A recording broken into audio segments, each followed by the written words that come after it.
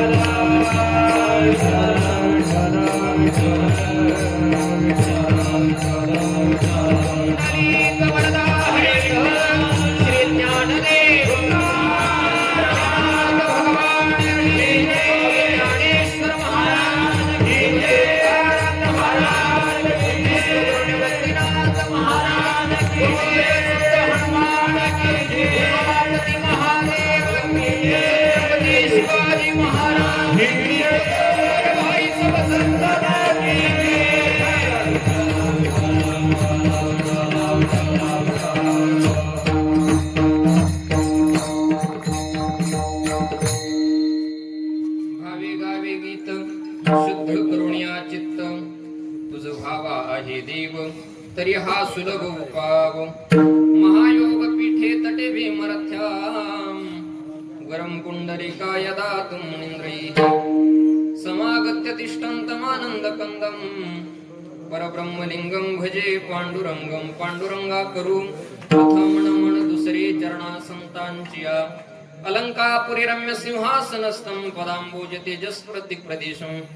विरेंद्रादिदेवै सदा स्तूयमानं, समाधिस्थ मूर्तिं भजे ज्ञानदेवं. सच्चिदानंद रूपाय विश्वोत्पत्त्यादि हेतवे तापत्रय विनाशाय श्रीकृष्णाय वयं नमः. नमामि सद्गुरुं शान्तं सच्चिदानंद विग्रहं, पूर्ण ब्रह्म परानंदमीशमालंदि वल्लभं. ज्ञानेश भगवान विष्णु निवृत्तिर्भगवान हरः, सोपानो भगवान ब्रह्मा मुक्ताख्या ब्रह्मचित्कला.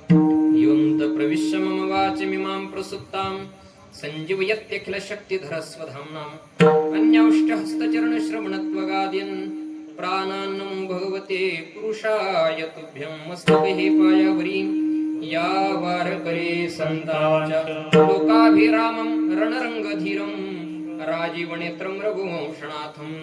कारुण्यरूपं करुणाकरन्तं श्रीरामचन्द्रं शरणं प्रपद्ये. रामरायाच्या सेवका शरण आलो म्हणे, शरण आलो म्हणे तुका, शरण आलो म्हणे. रामरायाच्या सेवका शरण आलो म्हणे तुका, शरण आलो म्हणे तुका, शरण आलो म्हणे तुका. रामरायाच्या सेवका, रामरायाच्या सेवका, रामराया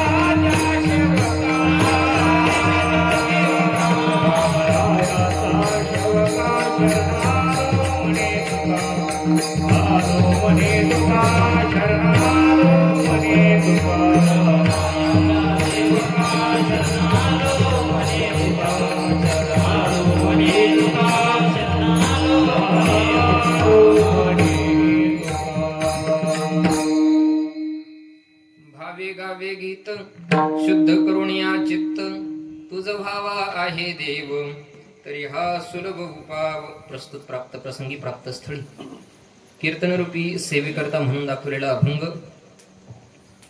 महान भगवत भक्त रुक्मिणी प्राण संजीवन पांडुरंग परमात्म्याचे लाडके भक्त देहू निवासी असलेले वैदिक सिद्धांत शोधक जगद्वंदनीय जगद्गुरु तुकाराम महाराज यांचा अनुभवजन्य प्रासादिक वाणीतला 6 चरणाचा एका भगवत प्राप्तीची इच्छा असणाऱ्या साधकाला भगवान परमात्मा प्राप्त होण्याचे उपाय सांगणारा अभंग सेवेकरता निवडला. विठ्ठल विठ्ठल.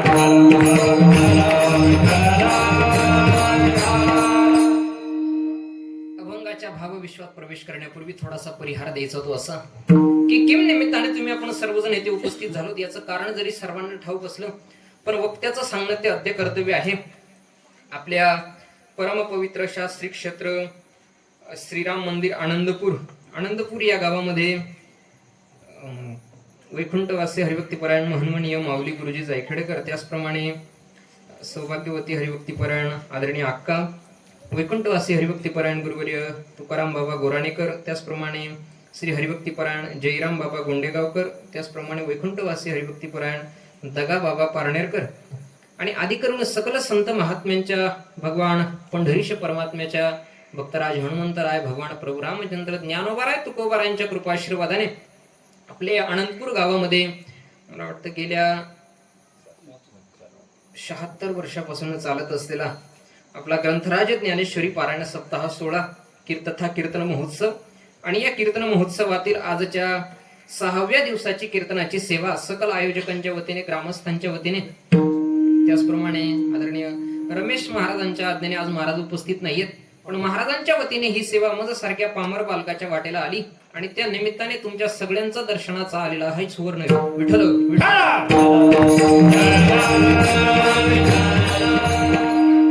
कार्यक्रमासाठी विशेष ज्यांची उपस्थिती आहे ज्यांच्या मुखारबिंदातून आपण ज्ञानेश्वरी पारायण श्रवण करीत आहात ते आदरणीय भाऊ आहेत. भाऊंच्या चरणी एकदा विनम्र भावे अभिवादन करतो. त्याचप्रमाणे गोड गायनाची साथ संगत देण्याकरता आदरणीय समाधान दादा असतील, माझ्या समेत आलेले खेमराज महाराज असतील, त्याचप्रमाणे सगळी टाळकरी मंडळी आमचे खरे दादा असतील, भैया दादा असतील, विणेकरी, माझा आवाज तुमच्यापर्यंत गोडरित्या पोहोचवताय ते अंबिका साऊंडचे संचालक आदरणीय दादा आहेत. त्याचप्रमाणे मला वाटतं बिजोट्याहून आलेले भजनी मंडळ आहे. त्याचप्रमाणे आमचे मृदंगाचार्य आपल्याच गावचे हेमंतजी महाराज आहेत. बाबांच्या चरणी एकदा विनम्र भावे अभिवादन करतो. मोठ्या संख्येने भक्तिमती माता पुरुष वर्ग उपस्थित आहेत. अगदी आपला वेळ थोडा राहिलाय. कोणाचाही नामोल्लेख न करता सगळ्यांच्या चरणी एकदा विनम्र भावे अभिवादन करतो. त्याचप्रमाणे आजची कीर्तन सेवा ज्यांच्याकडे आहे ते कैलासवासी विकास संपत भांबरे यांच्या स्मरणार्थ श्री नानाजी विका भांबरे यांच्याकडून आजची कीर्तन सेवा आहे व आजचे दुपारचे अन्नदाते श्री भिका कृष्णा पवार यांच्यातर्फे होती. त्याचप्रमाणे आजची सायंकाळची अन्नदान सेवा श्री आनंदराव गंगाधर जगताप यांच्या मार्फत होती. अन्नदात्यांचे व कीर्तनदात्यांचे मनापासून आभार मानतो. पुनश्च सगळ्यांच्या चरणी एकदा विनम्र भावे अभिवादन करतो आणि संकल्पित वेळेत सेवा करतो. विठ्ठल विठ्ठल.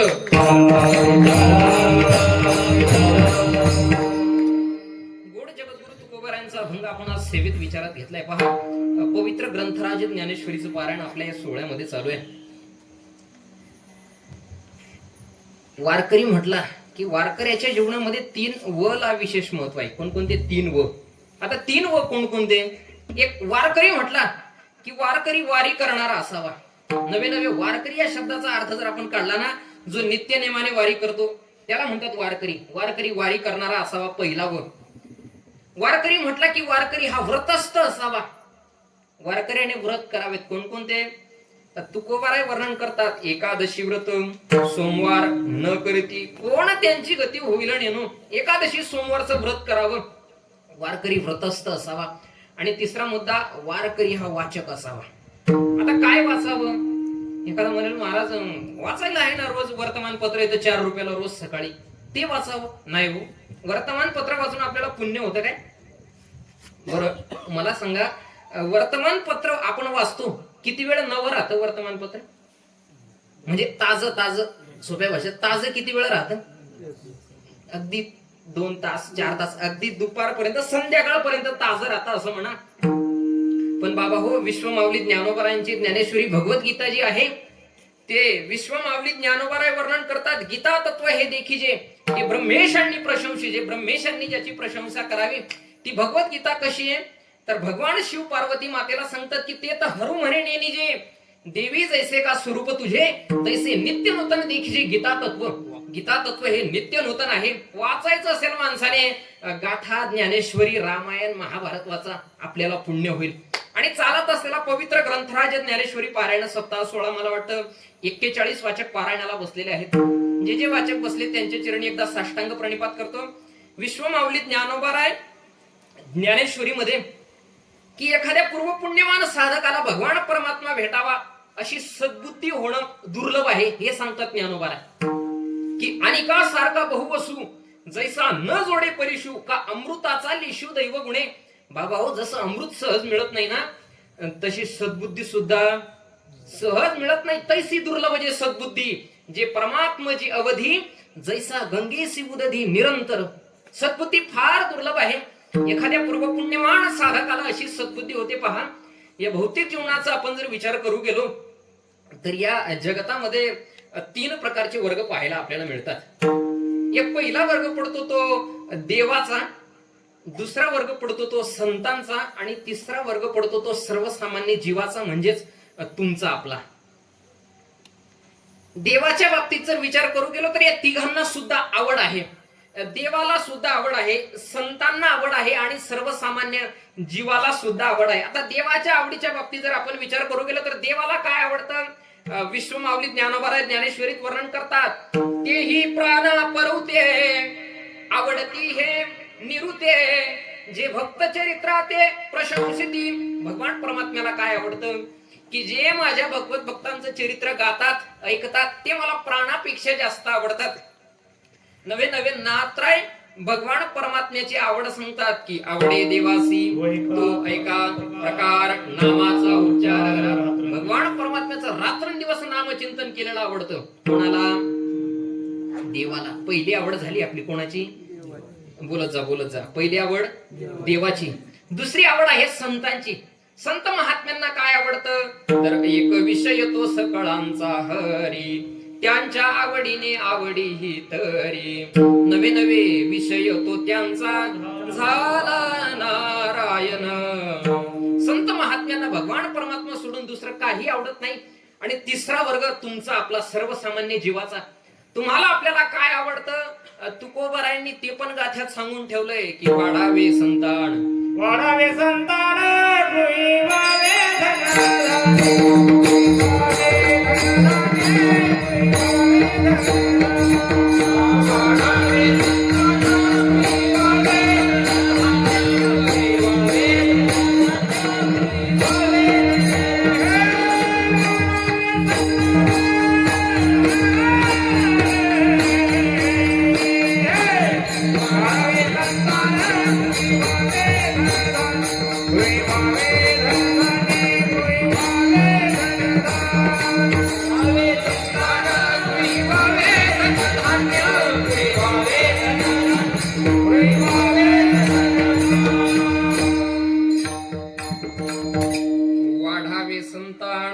गृही व्हावे धनधान्य, किंवा ल्यावे खावे बरे असावे सदैव हेची करी हाव संसारी.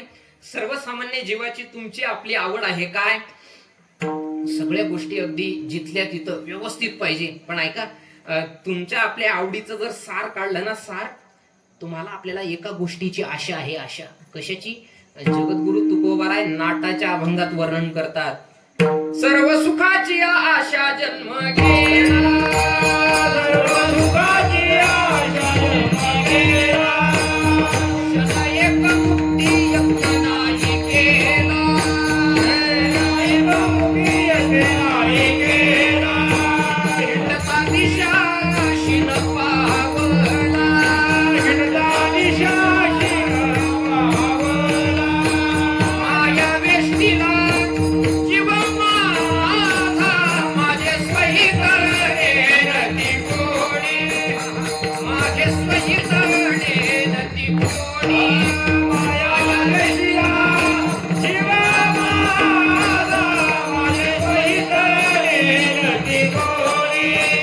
माझ्या सहित येईन तिथोनी. सर्वसामान्य जीवाला तुम्हाला आपल्याला एका गोष्टीची आशा आहे की सर्व सुखाची आशा जन्म गेला. तुम्हाला आपल्याला सुखाची आशा आहे आणि सुख कोणाला नकोय? मज लागी दुःख व्हावे ऐसे कोणी भावे ना जीवे. बाबा कोणाला वाटतं मला दुःख व्हावं म्हणून? इथं बसलेल्या कोणाला असं वाटतं की मला बसल्या जागी कोरोना व्हावा म्हणून मी सोडून? कोणालाच नाही वाटत हो की मला दुःख व्हावं म्हणून, कोणालाच नाही. बरं ऐका, तुम्हाला आपल्याला सगळ्यांना सुख हवंय, पण संत महात्मे वर्णन करतात तुमचा आपला सुखाचा रस्ता चुकलाय. रस्ता आपण अशा संसारात सुख शोधतोय जिथे महाराज वर्णन करतात सुखाचा विचार नाही कोठे, सुखाचा विचार नाही कोठे, सुखाचा विचार नाही कोठे, सुखाचा विचार. सुख पांगवाडी आहे हा संसार, सुखाचा विचार नाही कोठे, सुखाचा विचार नाही कोठे. दुःख भांडवडे हाय हा संसार, सुखाचा विचार नाही कोठे, सुखाचा विचार नाही कोठे. महाराज वर्णन करतात आपण अशा संसारात सुख शोधतोय जिथे सुखाचा विचार नाही कुठे, जिथं सुखाचा विचार सुद्धा नाही हो. आणि ऐका, जर यदा कदाचित आपण ज्या संसारात सुख शोधतोय, लक्ष द्या, त्या संसारात जर सुख राहिलं असतं तर नाथराय असं वर्णन करतात प्रपंची जरी सुख जोडे तरी का सेविती गिरीकडे. राज्य टाकून गेले थोडे ते काय वेडे म्हणावे. प्रपंचात जर सुख राहिलं असतं तर पूर्वी ज्या राजांनी एवढ्या मोठ्या ऐश्वर्याचा त्याग करून जंगलाचा अरण्याचा रस्ता धरला, महाराज म्हणतात ते काय वेडे म्हणावे. ते काय वेडे आहेत? ज्या राजांनी अरण्याचा जंगलाचा रस्ता धरला ना, ते काय तुमच्या आपल्यासारखे 2-4 एकरचे मालक नव्हते. मग त्यांची संपत्ती सांगत असताना मदाला सराणी वर्णन करते की 18 भार वनस्पती फळी फळी उळती 22 त्या पोखरणी नदी गंगा वाहती ज्या घरी कुल स्त्रिया राज्य राणी व संपत्ती हे सुख सांडोनिया कासया योग सेविती करिये दे मदालसा सोहम जो रे बाळा करिये दे मदालसा सोहम जो रे बाळा.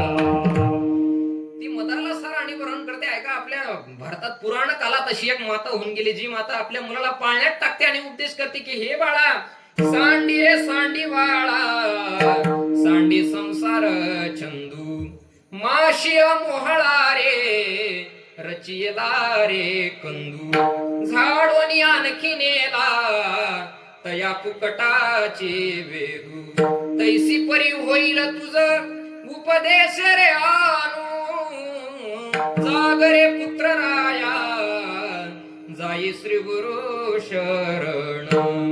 ती मदाला साराणी वर्णन करते की 18 भार वनस्पती फुली फळी ओळती 18 भार वनस्पती ज्या राज्यात आहेत फुला फळांनी बहरलेल्या 22 त्या पोखरणी 22 म्हणजे विहीर पोखरणी म्हणजे तलाव नदी गंगा वाहती ज्या घरी कुलस्त्रिया राज्य राणी व संपत्ती आणि हे सुख सांडोनिया कासिया योग सेविती.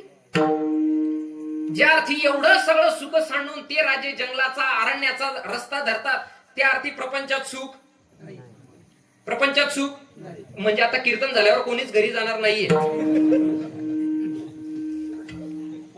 नाथराय पुढे अजातवादाचा सिद्धांत मांडत असताना असं म्हणतात प्रपंच एक झाला होता हे तो समूळ मिथ्या वार्ता पुढे होईल मागुता कदा कल्पांती घडेना. नाथराय म्हणतात मुळात प्रपंच झाला नाही हो. आणि जो प्रपंच झाला नाही त्याच्यात आपण सुख शोधतोय पदरात दुःख पडतंय. कसं दृष्टांत सांगतो, भजन करा विठ्ठल.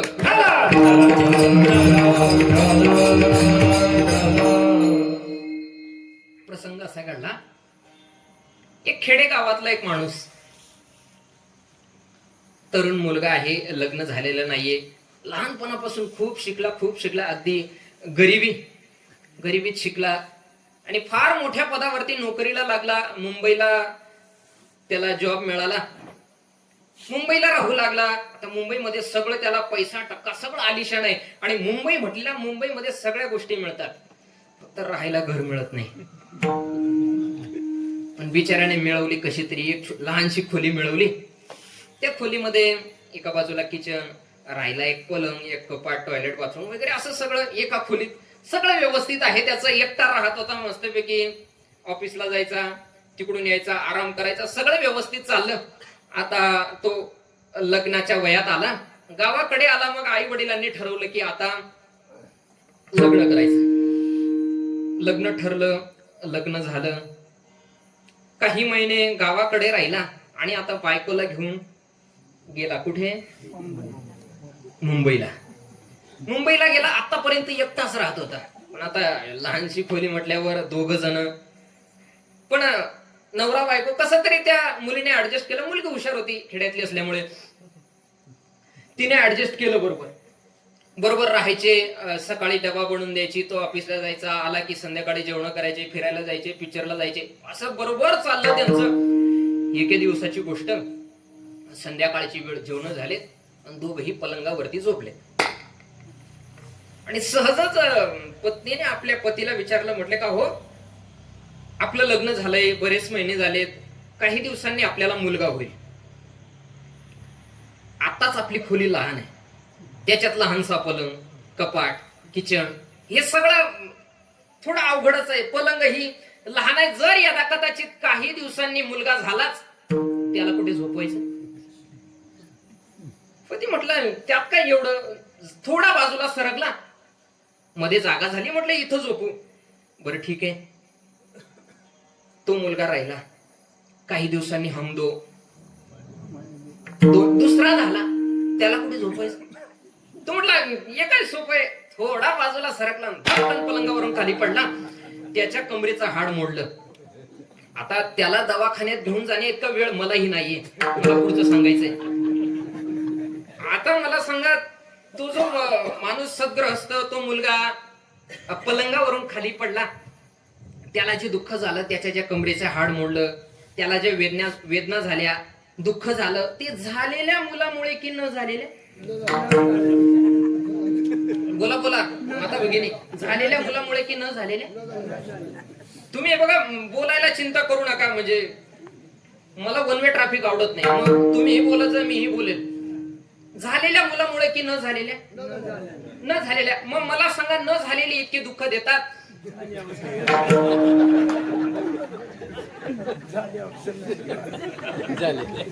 मुलगा झालेला नाहीये, मग न झालेला मुलगा इतका दुःख देतो. तसं बाबा संत महात्मे वर्णन करतात, हा प्रपंच न झालेला आहे. जसा न झालेला मुलगा दुःख देतो ना, तसा न झालेला प्रपंच दुःख देतो. प्रपंचात सुख शोधू नका, मग रस्ता बदला, रस्ता. संत वाङ्मय वाचा.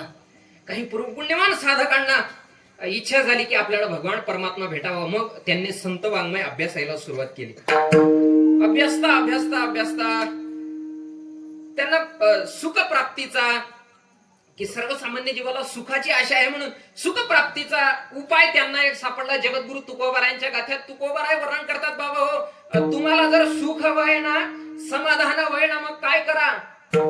ठेविले अनंत्य तैसे चिराहावे, चित्ता तो द्यावे समाधान, चित्ता तो द्यावे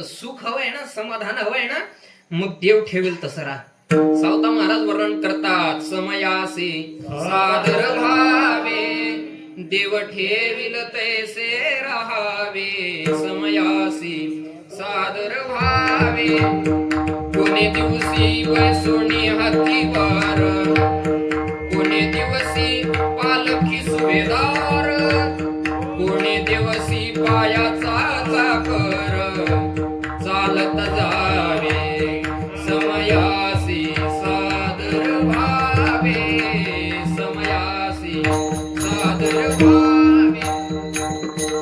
सावता महाराज वर्णन करतात, बाबा हो, देव ठेवेल तैसे, देव ठेवेल तसं राहा, सुख मिळेल, समाधान मिळेल. त्या साधकांनी अजून गाथा वाचायला सुरुवात केली, अजून वाङ्मय अभ्यासलं. अभ्यासता त्यांना सुखप्राप्तीचा दुसरा रस्ता नाथरायांच्या हरिपाठात सापडला, की तुम्हाला जर सुख हवंय, समाधान हवंय ना, मग एक काम करा, काय, सुखी जेने व्हावे जगनी व्हावे, अज्ञानी लावावे सन्मार्गास. सुखी व्हायचंय ना, अज्ञानी माणसाला सन्मार्गाला लावा, सुखी होण्याचा दुसरा रस्ता. अजून वाङ्मय अभ्यासलं, सुखी होण्याचा तिसरा मार्ग भगवद्गीतेत सापडला, की तुम्ही काय करा, प्रत्येक गोष्टीला मर्यादा ठेवा. मर्यादा म्हणजेच युक्त आहार विहारस्य, युक्त चेष्टस्य कर्मसु, युक्त स्वप्नावबोधस्य योग भवति आहार भवति दुःखा. प्रत्येक गोष्टीला काय करा, मर्यादा ठेवा, मर्यादा. तुकोबाराय वर्णन करतात, युक्त आहार विहार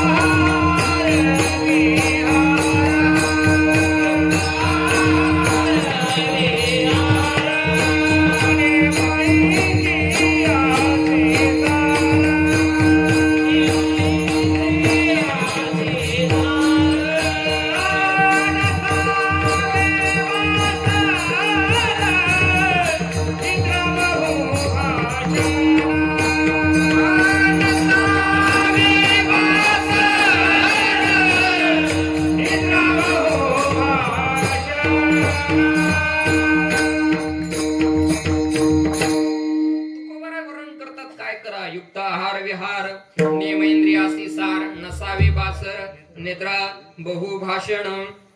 प्रत्येक गोष्टीला मर्यादा ठेवा. ज्ञानोबराय वर्णन करतात, आहार तरी सेविजे, तरी युक्तीचे निमापे मविजे. माणसाने जेवण करावं किती. विज्ञान असं सांगतं, माणसाने जेवताना पोटाचे 4 भाग करावेत, म्हणजेच कापायचं नाही.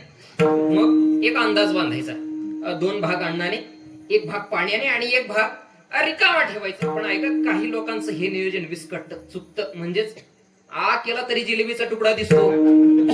ही आनंद प्राप्तीची लक्षण आहे. आनंद, सुख, समाधान जीवनात प्राप्त करायचं नाही. युक्त आहार, पुढे विहार, युक्त विहार, फिरणं नियमित असावं. विहार, इंद्रियांना नियम लावा, नियम इंद्रियासी सार. पुढे नसावी बासर, निद्रा. बासर म्हणजे अतिरेक, स्वच्छंदी, जास्त झोपू नये, कमी झोपावं माणसाने. निद्रा आणि बहुभाषण, जास्त बोलणं सुद्धा नसावं. प्रत्येक गोष्टीला मर्यादा ठेवली नाही. बघा, माणसाने जेवण करत असताना एका महान तत्ववेत्यांचं फार गोड वाक्य, ते असं म्हणतात, माणसाने जेवण औषधासारखं करावं.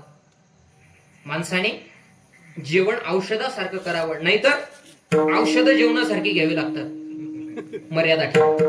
आणि अशा प्रत्येक गोष्टीला मर्यादा जर ठेवली ना, तुकोबाराय वर्णन करतात, होईल आगवा तुका म्हणे आनंद, होईल आगवा तुका म्हणे आनंद, होईल आगवा तुका म्हणे आनंद, होईल आगवा तुका म्हणे आनंद. देह समर्पिते देवा, आर काहीच न घ्यावा, आर काहीच न घ्यावा. होईल आगवा तुका म्हणे आनंद,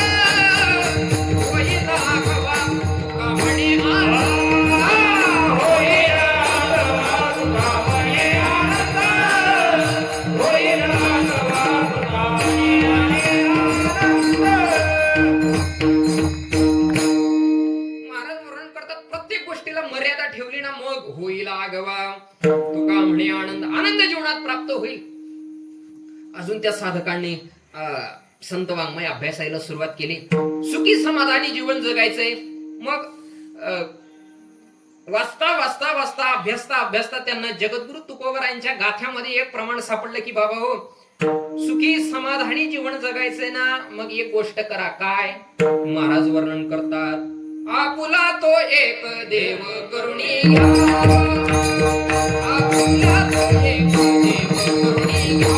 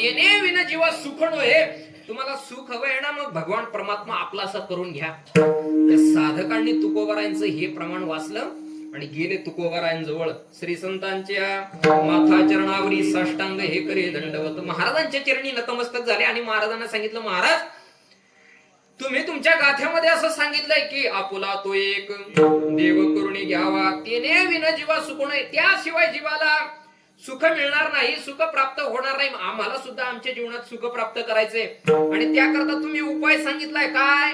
आपुला तो एक देव करून घ्यावा. भगवान परमात्मा आपलासा करून घ्या. भगवान परमात्मा जीवनात प्राप्त करून घ्या. मग का हो, तो भगवान परमात्मा आम्हाला प्राप्त करायचाय. तो भगवान परमात्मा सहज मिळतो का? महाराज वर्णन करतात, नाही नाही. मग देवतीही बळे धरीला सायासे.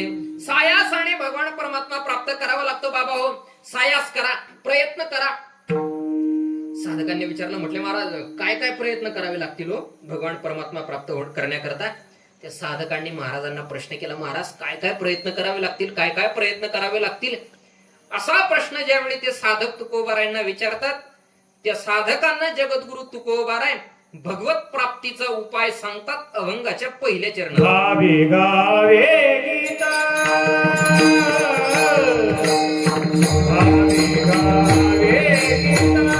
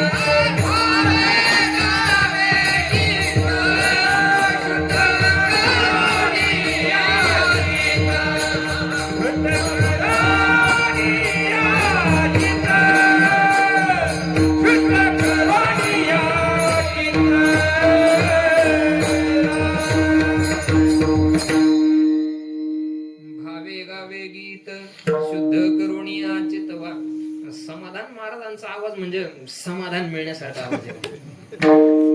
फार गोड फार गोड. भावे गावे गीत शुद्ध करोनिया चित्त. त्या साधकांना जगद्गुरु तुकोबाराय सांगतात, बाबा हो तुम्हाला भगवान परमात्मा प्राप्त करायचा आहे ना, तुझा भाव आहे देव, तरी हा सुलभ उपाय, हा सोपा उपाय आहे. काय? भावे गावे गीत शुद्ध करोनिया चित्त. भावाने म्हणजे शुद्ध अंतःकरणाने भगवान परमात्म्याचं गीत गा, तुला भगवान परमात्मा प्राप्त होईल. विठ्ठल विठ्ठल.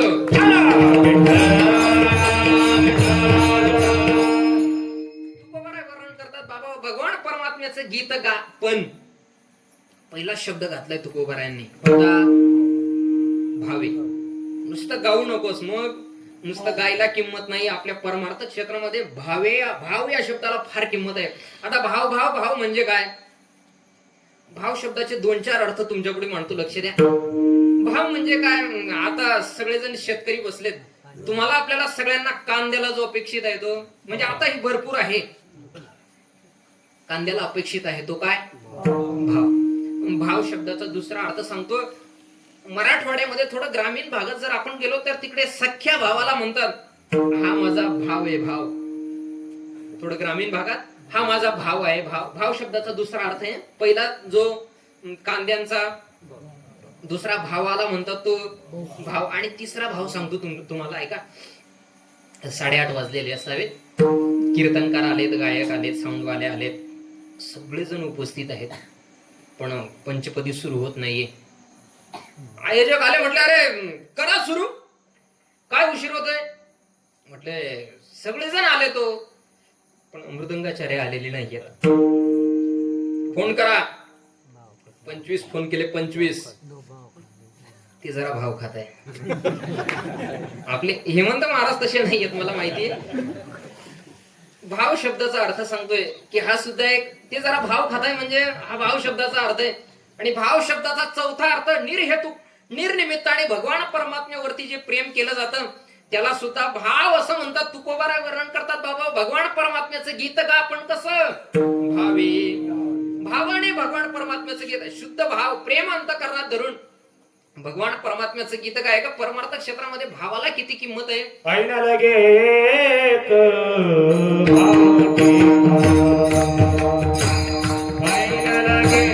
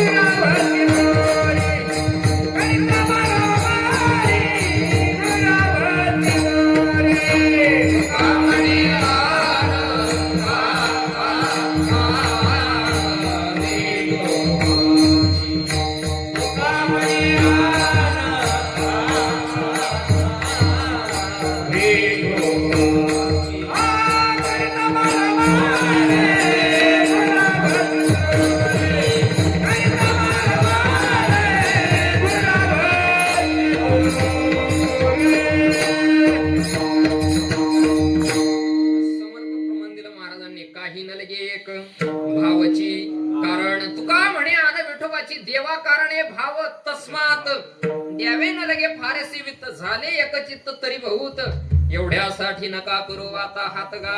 भगवान परमात्म्याला भाव लागतो. सांगत होतो परमार्थ क्षेत्रामध्ये भावाला किती किंमत आहे. महाभारतामधला घडलेला प्रसंग आहे का. भगवान कृष्ण परमात्म्याला असं वाटत होतं माझ्या बहिणीचाच म्हणजेच सुभद्रेचा विवाह हा अर्जुना समेत झाला पाहिजे असं वाटत होतं कृष्ण परमात्म्याला. आणि बलराम दादांना असं वाटत होतं की माझ्या बहिणीचा विवाह सुभद्रेचा विवाह हा शिशुपाला समेत झाला पाहिजे असं वाटत होतं बलराम दादांना. पण आता एका दिवसाचा प्रसंग असा भगवान परमात्म्याने अर्जुनाला जवळ बोलवलं आणि अर्जुनाला सांगितलं म्हटले अर्जुना मला असं वाटतंय माझ्या बहिणीचा विवाह हा तुझ्या समेत झाला पाहिजे. अर्जुनाने मान डोलवली. म्हटले अर्जुना हे बघ मी कुठली गोष्ट सहज देत नाही हं.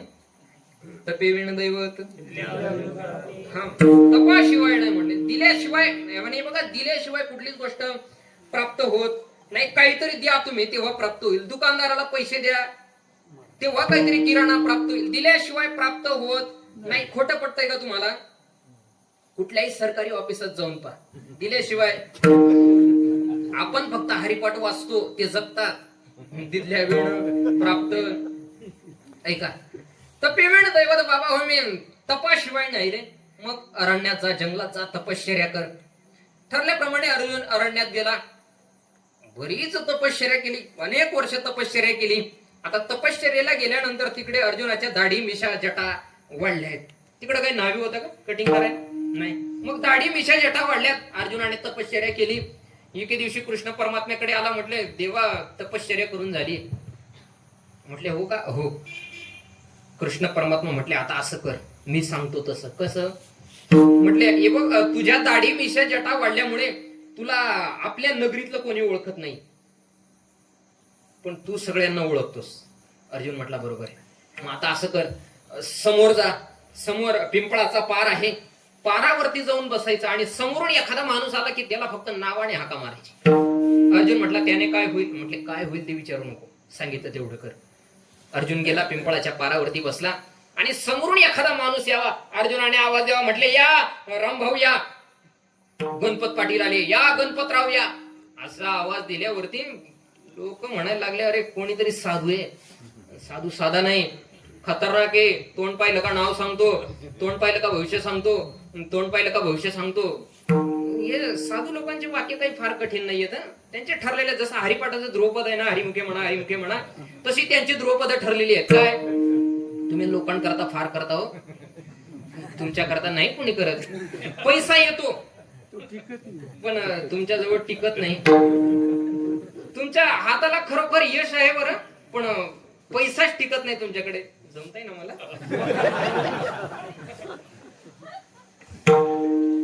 हे ठरलेली वाक्य आहेत त्यांची. साधू महात्मा बसलायत, म्हणजेच अर्जुन पारावरती बसलाय. आणि बघता बघता बघता ही बातमी अशी कर्णोकर्णी अशी बातमी पसरली की आपल्या गावात कोणीतरी साधू आलाय. साधू साधा नाहीये. मग तोंड पाहिलं का नाव सांगतो, तोंड पाहिलं का भविष्य सांगतो, तोंड पाहिलं का भविष्य सांगतो. कर्णोकर्णी कर्णोकर्णी ही बातमी बलराम दादांच्या कानावरती गेली.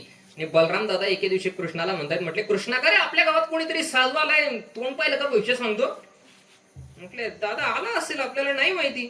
भगवान चतुरातो शिरोमणी, आपल्याला नाही माहिती दादा आला असेल. म्हटले चल आपल्याला त्याच्या भेटीला जायचंय.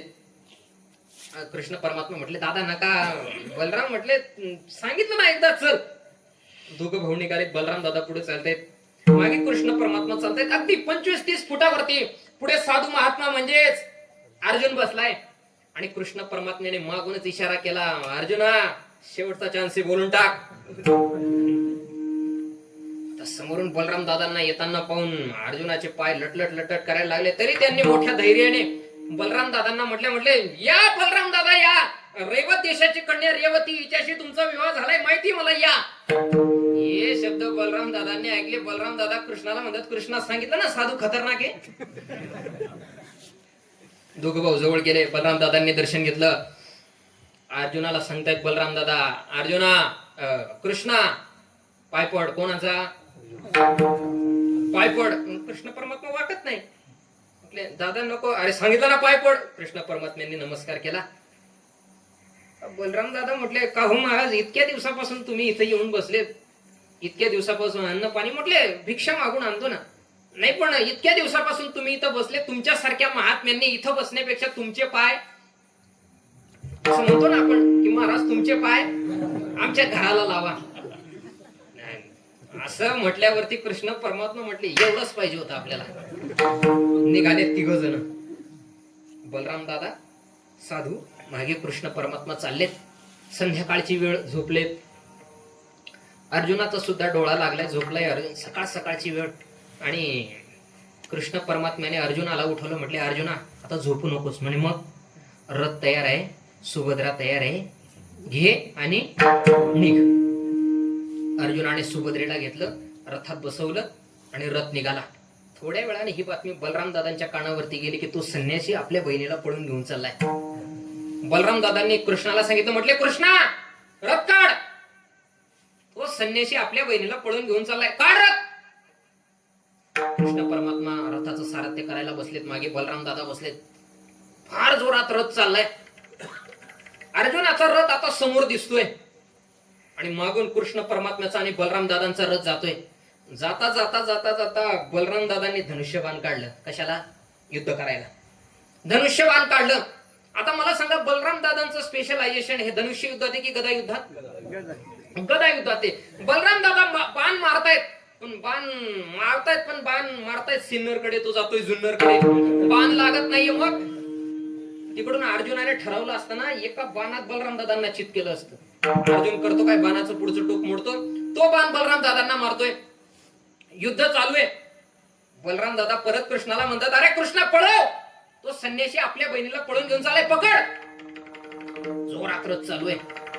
आता 100-125 फुटावरती रथ राहिलाय. दोघांचं पुन्हा घनघोर युद्ध चालू आहे. अजून बलराम दादा कृष्णाला म्हणतात, कृष्णा पकड, तो संन्यासी आपल्या बहिणीला पळून घेऊन चाललाय, पकड. 50-60 फुटावरती रथ राहिलाय. परत बलराम दादा म्हणताय, कृष्णा पकड, तो संन्यासी आपल्या बहिणीला पळून घेऊन चाललाय, पकड. 25-30 फुटावरती रथ राहिलाय. दोघांचं युद्ध चालू आहे. तिकडे सुभद्रेने पाहिलं, एक भाऊ युद्ध करतोय, एक भाऊ रथ चालवतोय. इकडे तसं नाहीये. मग अर्जुन स्वतः रथ चालवतोय, अर्जुनच युद्ध करतोय. मग सुभद्रा अर्जुनाला म्हटले, तुम्ही असं करा, तुम्ही युद्ध करा, मी रथ चालवते. मी सुद्धा कृष्णाची बहीण आहे. प्रतिकूल काळात कृष्णाने मला ही रथ चालवायचं शिकवलेलं आहे, मी रथ चालवते. सुभद्रा रथ चालवायला बसली. अर्जुन धनुष्य युद्ध करतायत. अगदी 20-25 फुटावरती रथ राहिलाय. परत बलराम दादा कृष्णाला म्हणतात, कृष्णा पकड, तो संन्यासी आपल्या बहिणीला पळून घेऊन चाललाय, पकड. हे ऐकलं ना, आता कृष्णाला रागच आला. कृष्ण म्हटले, दादा काय लावलंय तुम्ही? म्हटले, अरे बघ ना, तो संन्यासी आपल्या बहिणीला पळून घेऊन चाललाय, पकड. कृष्ण परमात्मा म्हटले, दादा जरा नीट पहा. नाही पहा ना नीट. म्हणजे काय, रथ कोण चालवतोय? सुभद्रा. मग तो आपल्या बहिणीला पळून घेऊन चाललाय का? आपली बहीण त्याला पळून घेऊन चालली. बलराम दादा म्हटले, तरी पकड. रथ चाललाय. बलराम दादांनी गदा काढला, गरगर गरगर गदा फिरवला, गदा मारणार. तितक्या तिसी त्याचे करणे काम. कृष्ण परमात्मा म्हटले, दादा जरा थांबा का हो. त्या संन्याशाच्या थोड्या थोड्या दाढी मिशा जटा जर कमी केल्या, त्याचा चेहरा थोडा अर्जुनासारखा नाही वाटत? बलराम दादा म्हटले, भाऊ तू माहितीये मला अर्जुनच आहे, हे तुझं काम आहे, हे पण मला माहिती. असं कर, त्यांना घरी बोलव, मी लग्न लावून द्यायला तयार आहे. ज्ञानोबराय वर्णन करतात, तू आज संन्यासी होणी जणी चोरुणी नेली माझी भगिनी. संन्यासी काय झाला, माझी बहीण चोरून घेऊन गेला. अरे माझ्या मनात विकल्प आला नाही अर्जुना. का? आपल्या अभंगाचा पहिला शब्द भावे. परमार्थ क्षेत्रामध्ये भावाला फार किंमत आहे. सांगू, रामायणामधला घडलेला प्रसंग पहा. बिभीषणाने आपल्या घरापुढे, बिभीषण राम भक्त, आपल्या घरापुढे अष्टदळ काढले. अष्टदळ म्हणजे अगदी बरोबर, अष्टदळ म्हणजे रांगोळी. काही शब्द आता अवघड होत चालले. अष्टदळ म्हणजे रांगोळी काढली आणि रांगोळीमध्ये बिभीषणाने राम नाव काढले. राम.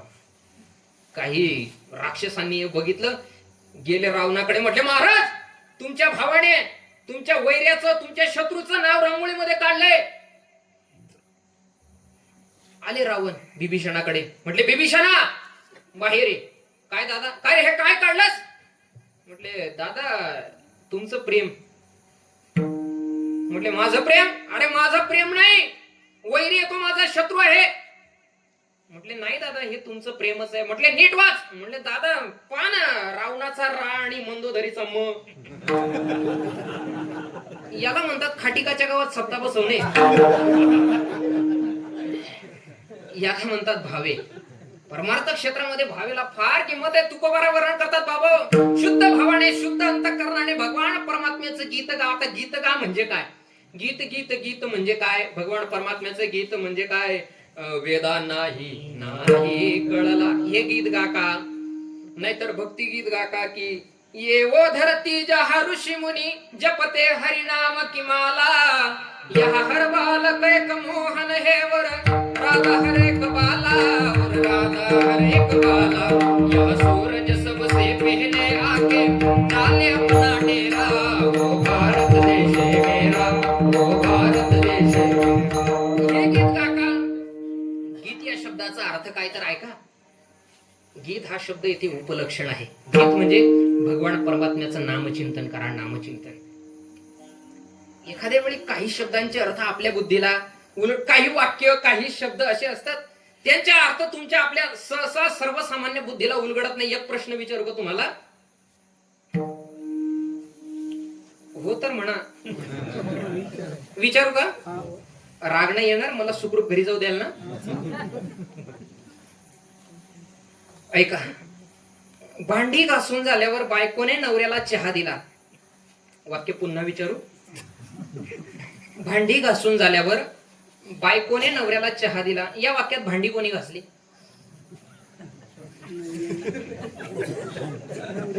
अगदी अनुभव असल्यासारखा नका बोलू.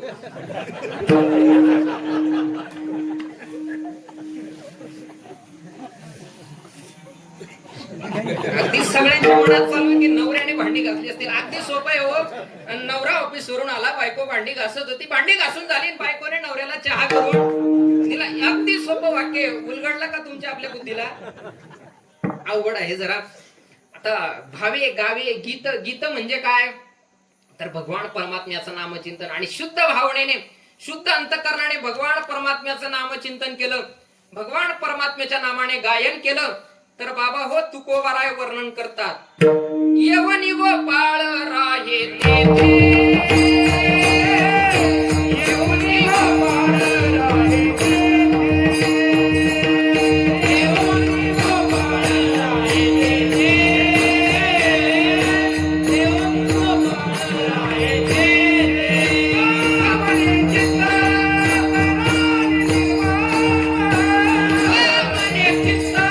करारे निर्माण, आमने चित्ता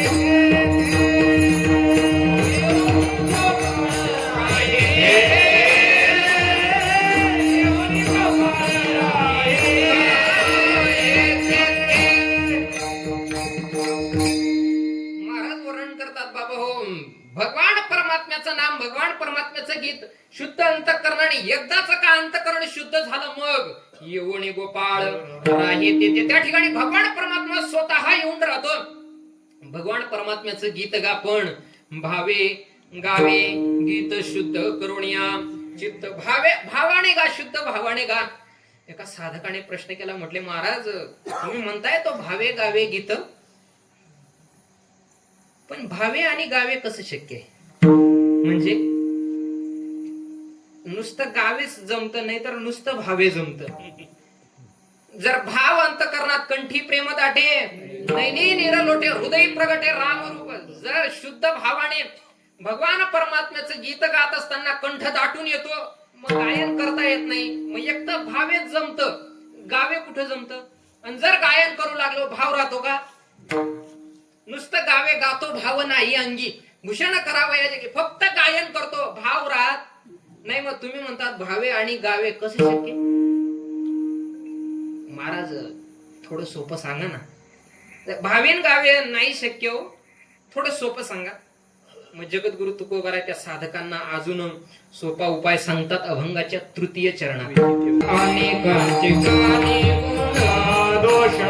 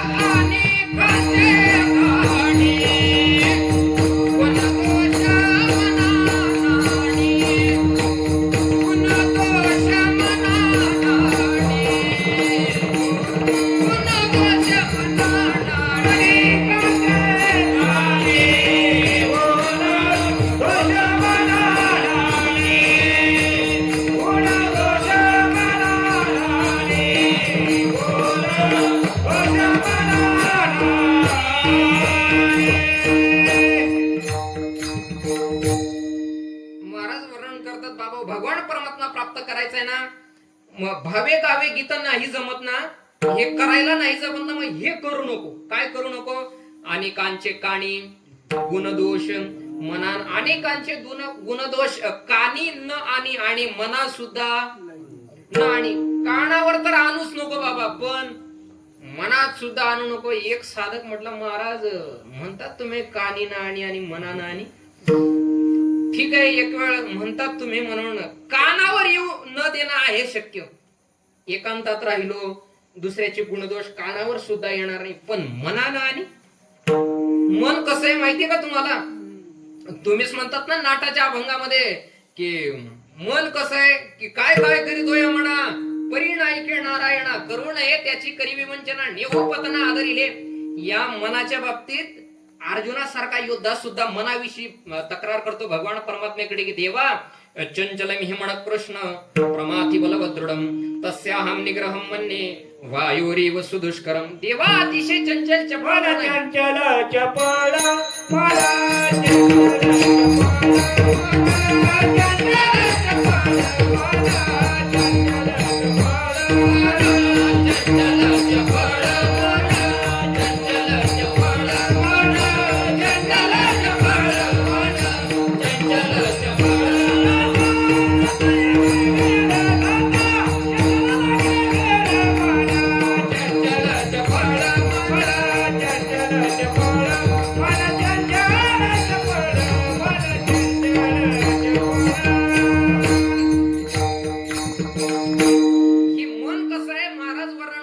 मला चपळ जाता येता किंवा येता जाता न लगे वेळ. अहो सावधान म्हणतात जे रामदास स्वामी लग्न मंडपातून पळून गेले ना, ते रामदास स्वामी सुद्धा म्हणतात देवा अचपळ मन माझे नावरे आवरिता तुझ विनशिण होतो धावरे धाव आता. देवा अतिशय चंचल चपळ मन आहे, आवर बाबा. मग देवा तुकोबारायांना सांगतायत, म्हटले महाराज तुम्ही म्हणतायत अनेकांचे गुणदोष कानी ना आणि मना न आणि. एक वेळ कानी ना आणि शक्य, पण मनात मात्र आल्याशिवाय राहणार नाही. मग सोपा उपाय सांगा ना. असं आहे आपल्याकडे एक म्हण आहे, मऊ लागला ना माणसं कोपराने खांतात. तसं साधकांना लागलं ना मऊ, म्हटलं महाराज हे थोडं अवघड आहे हो, अजून सोपं सांगा ना. मग जगद्गुरु तुकोबार आहे त्या साधकांना अजून सोपा उपाय सांगतात अभंगाच्या 4थ्या चरणात. मस्तक ठेंगणा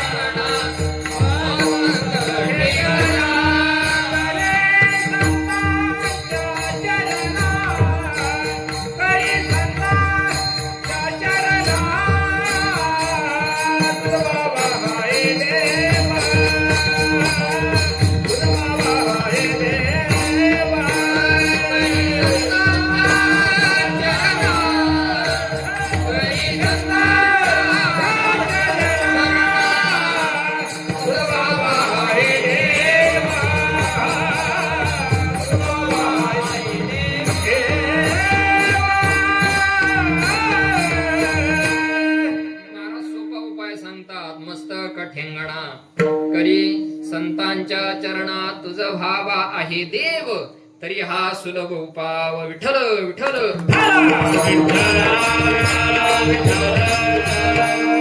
महाराज उपाय सांगतात की बाबा संत महात्म्यांच्या चरणावरती नतमस्तक हो, संतांच्या चरणी लीन हो, तरी सुद्धा भगवान परमात्मा तुला प्राप्त होईल. कारण हरिप्राप्तीसी उपाय धरावे संतांचे ते पाय, नवे नवे संता विण प्राप्ती नाही ऐसे वेद देती वाई. संत महात्म्यांशिवाय भगवान परमात्मा तुला प्राप्त होणार नाही. मग बाबा हो भगवान परमात्मा प्राप्त करायचंय ना, संत महात्म्यांच्या पायावरती नतमस्तक हो, संत महात्म्यांच्या चरणी लीन हो, तनु मनु जीवे चरणासी लागावे, अगरवता करावे दास्य सकळ म्हणून जाणतेने गुरु भजीजे, तेने कृत कार्य होईजे, जैसे मूळ सिंचने सहजे शाखा पल्लव संतोषती. आपल्या सद्गुरूंची सेवा करा, संत महात्म्यांच्या चरणी लीन व्हा बाबा, भगवान परमात्मा प्राप्त होईल. एक जण म्हटला, महाराज मान्य हो, तुम्ही म्हणतायत संतांच्या चरणी लीन झालो, संत महात्म्याच्या चरणी नतमस्तक झालो की भगवान परमात्मा प्राप्त होईल. पण हे कलियुग आहे. कलियुगामध्ये संत म्हणावं तरी कोणाला? संत महात्मा ओळखावा तरी कसा? ज्याच्या धोत्राचा आणि उपरण्याचा काट अगदी सारखा आहे त्याला म्हणावं संत? संत म्हणावं तरी कोणाला? संत महात्मा ओळखायचा असेल तर तुकोबाराय वर्णन करतात. तुका म्हणे अंगी वावे ते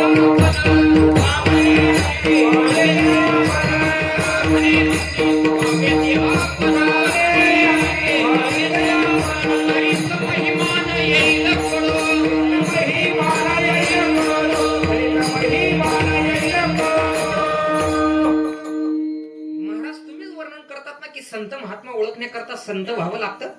संत महात्मा ओळखणं सोपं नाहीये. संत महात्मा ओळखणं फार कठीण आहे. महाराज वर्णन करतात संतांचा महिमा तो बहु दुर्गम. शाब्दिकाचे काम नाहीये, इथं शाब्दिक चालत नाही हो. म्हणजेच फार बडबड करणारा फार पंडित संत महात्मा ओळखण्याच्या बाबतीत चालत नाही. काही लोक बोलण्यात पटायत असतात, हुशार असतात. कसे सांगतोय का?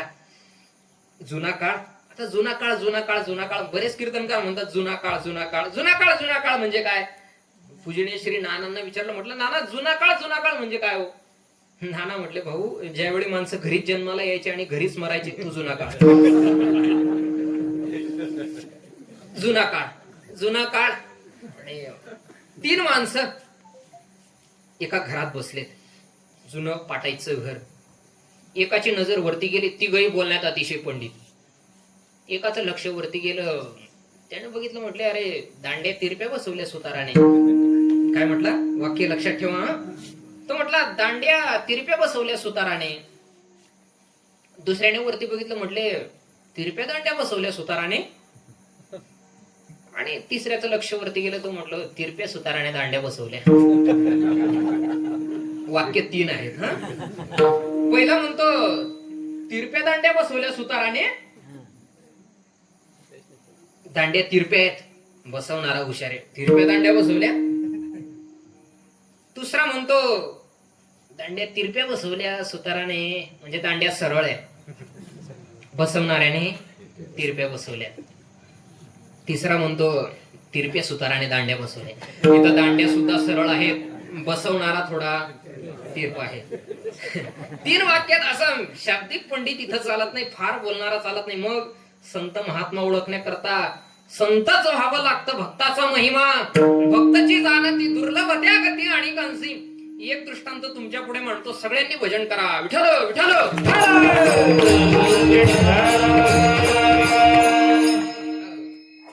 केरळ राज्यामधला घडलेला प्रसंग.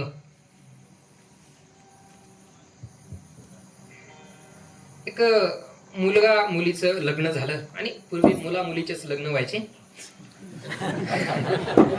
अलीकडे सेटलच्या नादात टक्कल पडायला लागले.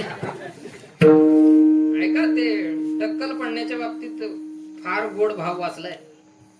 असं होतं की ते टक्कल पडले म्हणजे माणसाचे केस गेलेले असतील तरी चालतील ना. वाक्य परत सांगू, माणसाचे केस गेलेले असतील तरी चालेल, माणूस गेलेले केस नसावा. असो, लग्न झालं.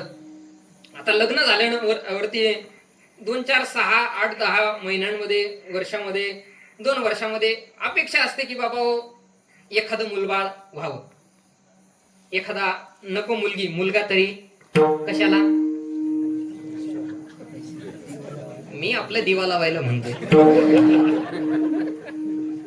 एखादा मुलगा तरी व्हावा. त्या दाम्पत्याला एक मुलगा झाला. ते काय 7, 8, 10 महिन्यांचा तो मुलगा, 5-7 महिन्यांचा मुलगा. त्या आईने एके दिवशी मुलाला घेतलं, बादली घेतली आणि कपडे धुण्याकरता नदीवरती गेले. आता कपडे धुवायचे आहेत, मग कपडे धुवू की मुलगा सांभाळू, म्हणून त्या महिलेने आपला मुलगा, जवळचे कुटीचक संन्याशी होते, त्या संन्याशी महात्म्यांजवळ आपला मुलगा दिला. आणि बाई कपडे धुवायला लागली आणि महाराजांना सांगितलं, म्हटले महाराज अर्धा 1 तास कपडे धुते, तोपर्यंत मुलगा सांभाळा. महाराजांनी मान डोलवली.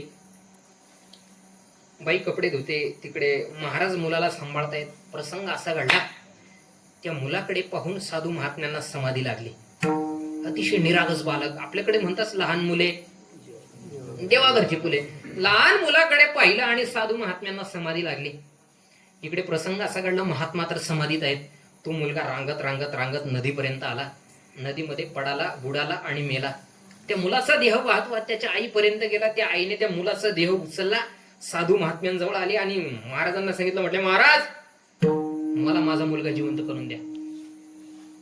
साधू महात्माने सांगितलं, म्हटले ताई साहेब भाऊ, शरीर एक ना एक दिवस जाणारच आहे, नाशिवंत देह जाणारा सकळ फार म्हणून पाहिलं. बाई म्हटली महाराज जमणार नाही, मला मुलगा जिवंत करून पाहिजे, तुमच्या जवळ सांभाळायला दिला होता. महाराज म्हटले मी कसा मुलगा जिवंत करून देऊ शकतो. बाई म्हटली महाराज ते सांगू नका, जो साधू लहान मुलाला पाहताच समाधी लावू शकतो ना, तो मेलेला मुलगा जिवंत सुद्धा करून देऊ शकतो. जमणार नाही, मुलगा जिवंत करून द्या. साधू महात्म्यांनी विनंती मान्य केली, आपल्या देहातून प्राणोत्क्रमण केलं, त्या मुलाच्या देहामध्ये प्राण टाकला. आता मुलगा जिवंत झाला. पण साधू महाराजांचा देह पडला. त्या महिलेला आपला मुलगा जिवंत झाल्याचा आनंद आहे, महाराज गेल्याचं दुःख नाही. मुलगा जिवंत झाल्याचा आनंद आहे, महाराज मेल्याचं दुःख नाही. कारण महाराज लोक काय जन्माला येतच असतात आणि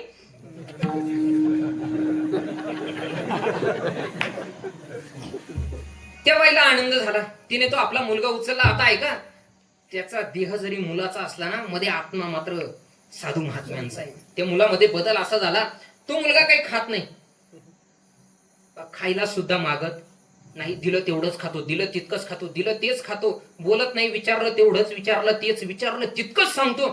असा बदल त्या मुलामध्ये झाला. 7-8 वर्षाचा तो मुलगा झाला. एके दिवशी जगद्गुरु शंकराचार्य भारत भ्रमण करत असताना त्या गावामध्ये आले. या बाईने तो आपला मुलगा घेतला, महाराजांजवळ गेले आणि महाराजांना सांगितलं, म्हटले महाराज हा मुलगा 8 वर्षाचा झालाय, याच्यामध्ये बदल असा झालाय, हा मुलगा काही खायला मागत नाही, दिलं तेवढंच, दिलं तितकंच, दिलं तेच खातो, काही बोलत नाही, विचारलं तेवढंच विचारलं, तितकंच विचारलं, तेच सांगतो. काय झालं असेल बघा ना. जगद्गुरु शंकराचार्यांनी त्या मुलाकडे पाहिलं आणि 8 वर्ष न बोललेल्या मुलाला जगद्गुरु शंकराचार्य प्रश्न विचारतात की कस्त्वम शिशो कस्य कुतोसी गंता किम नाम त्वं कुत आगतोसी एतन्मयोक्तम वदचारवकत्वम मत्प्रीतये प्रीती विवर्धनोसी. 8 वर्ष न बोललेला तो मुलगा जगद्गुरु शंकराचार्यांकडे पाहतो आणि संस्कृत मध्ये बोलतो, ना हम मनुष्यो न च देव यक्षौ न ब्राह्मण क्षत्रिय वैश्य शूद्राः न ब्रह्मचारी न गृही वनस्तो भिक्षुरण चाहम निजबोध रूपा. मी कोण आहे? न हम मनुष्य न च देव न यक्षौ न ब्राह्मण न क्षत्रिय न वैश्य न शूद्रा न ब्रह्मचारी न गृही न वनस्तो न च भिक्षु न चाहम निजबोध रूपा. मी कोण आहे? निजबोध रूप आहे. असं ज्यावेळी तो मुलगा म्हणतो ना, त्यावेळी ती जी आई आहे ना, ती आई आपल्या मुलाला अशी कवटाळते. एखादी आई नाही का आपल्या ओ म्हणा राजा असं आपल्या आईने पाहिजे, ती आई त्या मुलाला असं कवटाळते. त्यावेळी जगद्गुरु शंकराचार्य सांगतात, आई तो मुलगा तुमच्या जातीचा नाही, तो आमच्या जातीचा आहे. साधू महात्मा ओळखण्याकरता महाराज वर्णन करतात, साधूच व्हावं लागतं, तुका म्हणे अंगे व्हावे ते आपण. महाराज जर साधू ओळखण्याकरता साधू व्हावं लागतं आणि तुम्ही म्हणतात मस्तक ठेंगणा करी संतांच्या चरणा. कलियुगामध्ये साधू म्हणावं तरी कोणाला? आपण ज्याला साधू म्हणतो तो साधू नसून कदाचित संधी साधू सुद्धा असू शकतो. महाराज कलियुगामध्ये यदा कदाचित चुकीच्या व्यक्तीच्या पायावरती जर श्रद्धा ठेवली गेली तर अधपतन होऊ शकतं. महाराज मस्तक ठेंगणा करी संतांच्या चरणा. सोपं नाहीये, सोपा उपाय सांगा. जगद्गुरु तुकोबाराय त्या साधकांना अजून सोपा उपाय सांगतात. बाबा हो काय करा? वेचिती वचन जेणे राहे समाधान, तुझ भावा आहे देव तरी हा सुलभ उपाव. विठोबा रखुमारी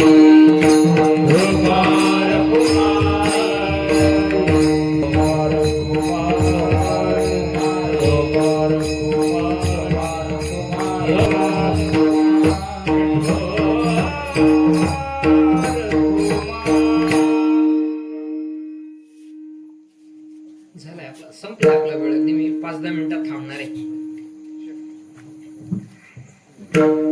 हे पण मी 5 चरण सोडणार आहे आणि बाकी 1 चरण सोडणार आहे. ज्यावेळी रमेश महाराजांचं आणि माझं बोलणं झालं कीर्तनाच्या संदर्भात, त्यावेळी आमचं काही असं ठरलेलं नव्हतं की सगळे चरण सोडवावे लागतील. महाराज वर्णन करतात, बाबा भगवान परमात्मा जीवनात प्राप्त करायचं ना, मग वेची ते वचन जेणे राहे माणसाने बोलावं. कसं बोलावं?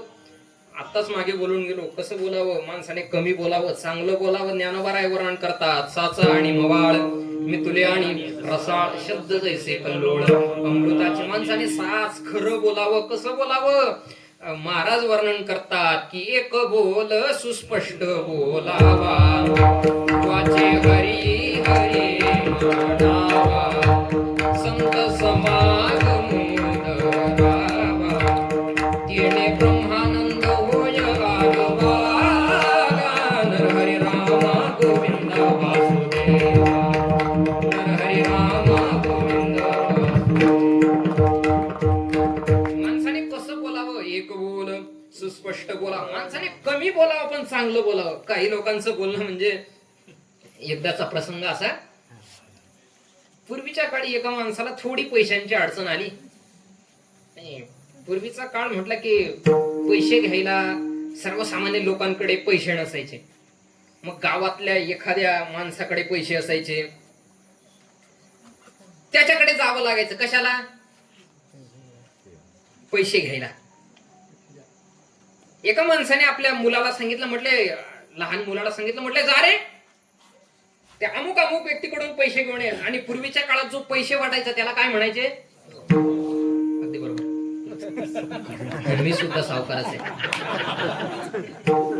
ऐका ऐका, सावकार, चौधरी, महाजन ह्या ज्या पदव्या होत्या ना, ह्या आडनाव नाहीयेत. मग ह्या पदव्या आहेत, पदव्या. सावकार कोणाला म्हणायचे? जे पूर्वीच्या काळात पैसे वाटायचे ना. आता आमचं फक्त आडनाव आहे, आम्ही काही पैसे वाटत नाही.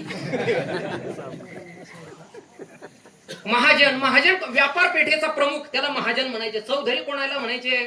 चार चौघाला धरी न्याय निवाडा करी, दॅट्स कॉल्ड चौधरी. चौधरी त्याला म्हणायचे. अशा सावकाराकडे गेले. तो लहान मुलगा गेला आणि सावकाराजवळ गेला. घरात शिरला. सावकार वरती माडीवरती राहत होता. घरात शिरला आणि सावकार आपला पलंगावरती बसलाय. सावकाराने विचारलं, म्हटलं का रे, काय काम काढलंस? म्हणे वडिलांनी पैसे सांगितलं. म्हटले किती? 5,000 रुपये. म्हटले बरोबर देतो देतो असं म्हटला. आणि सावकार पैसे घ्यायला गेला कपाटाकडे. त्या मुलाला जरा हसू आलं. का? सावकार जरा जाड होता. जरा जाड होता म्हणण्यापेक्षा जरा जास्त जाड होता. जरा जास्त म्हणण्यापेक्षा खूपच जाड होता. मुलगा हसतोय. सावकाराने बघितलं मुलगा हसतोय. सहज सावकाराने विचारलं, म्हटले का रे, का हसतोयस? म्हटले दादा, तुमची तब्येत एवढी आहे, जर यदा कदाचित तुम्ही मेले तुम्हाला उचलून कसं न्यायचं? राग आला सावकाराला. मला असं बोलतो? सावकाराने त्याला एका खोलीत कोंडलं. बराच वेळ झाला हो, मुलगा घरी येईना. बापाला काळजी वाटू लागली. बापाने मोठ्या मुलाला पाठवलं. म्हटले जा रे.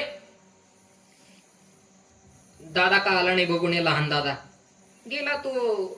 आणि सावकाराला म्हटलं का हो, माझा लहान भाऊ आला होता ना? म्हटले आला होता, पण त्याला थोडीफार बोलण्याची आहे का? काय? हा, जी तुमच्या मनात चालू आहे तीच आहे का थोडीफार? म्हटले काय झालं? तो मला म्हणतो जर यदा कदाचित तुम्ही मेले तर तुम्हाला उचलून कसं न्यायचं?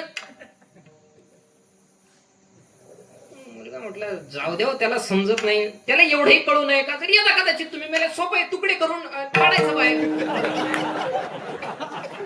म्हटलं दोघही भाऊ तसेच, त्यालाही कोंडलं. बापाला काळजी वाटली, अरे कशाला, चला आपण लहान मुलांना बघून येऊ. मुलं आहेत. सावकाराने कुठे गेले असतील, काय नसतील. गेला सावकाराच्या माडीवरती चढला. आणि माडीवरती चढत असतानाच सावकार दिसला. आणि सावकाराला लांबून विचारलं. म्हटले सावकार, दोघं मुलं आले होते तुमच्याकडे पैसे घ्यायला, कुठे? मुलं आली का इकडे? सावकार म्हटलं आले, पण आहे का त्यांना बोलण्याची थोडीफार? वाटते का? काय वाटते? लहान मुलगा मला म्हणतो कदाचित तुम्ही मेले तर तुम्हाला उचलून कसं न्यायचं? मोठा मुलगा म्हणतो सोपं आहे हो, तुकडे करून न्यायचं. बाप म्हटला दोघं बावळटांना काही कळत नाही. म्हटले कसं बोलावं हे तरी कळतं का? हा, एक म्हणतो उचलून कसं न्यायचं, तुकडे करून न्यायचं. अरे सोपं आहे, माडीला जाग लावून द्यायची.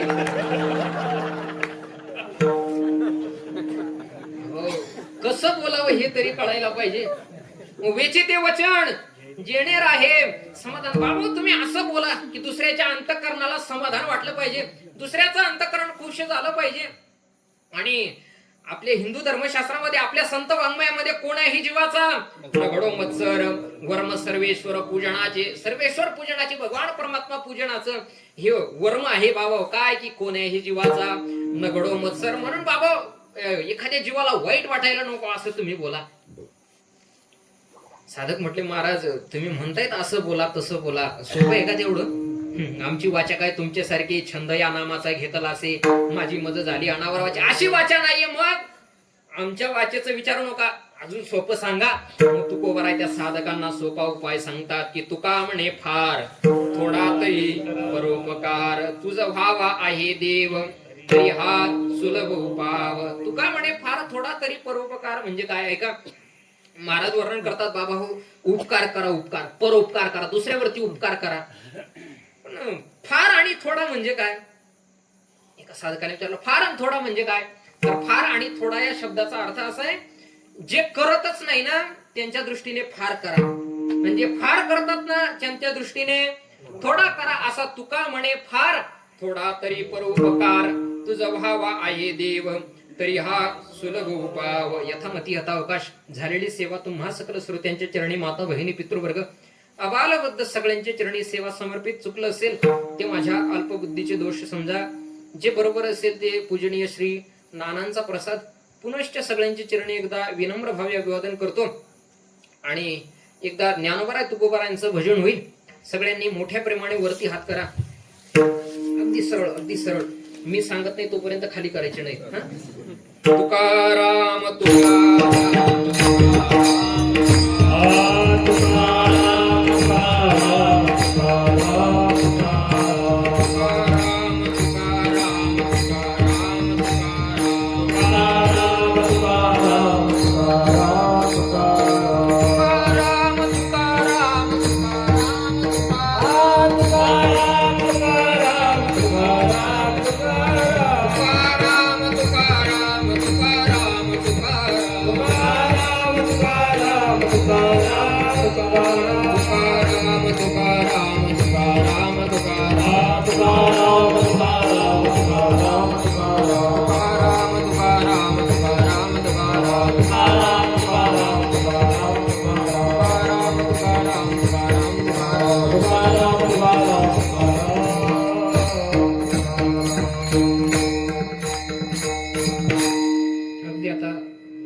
खाली करा आता. ज्ञानेश्वर मावली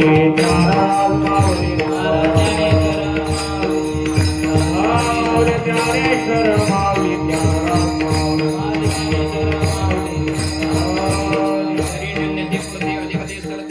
करुणे घ्यावे तुमते विनवितो असे, पायाच्या प्रसादे काही बोललो विनोदे, मज क्षमा करणे संती नव्यांगभूत युक्ती. विठ्ठल जय जय. बोलिले